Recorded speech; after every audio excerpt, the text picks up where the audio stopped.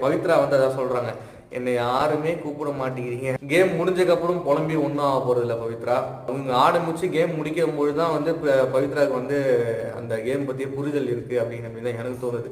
ரொம்ப பொறுமையா கேம் முடிஞ்சதுக்கப்புறம் போயிட்டு சண்டை போட்டு ஒரு யூஸும் ஆக போறது இல்லை. பவித்ரா கொஞ்சம் வந்து ஃபாஸ்ட்டாக ஆடணும்.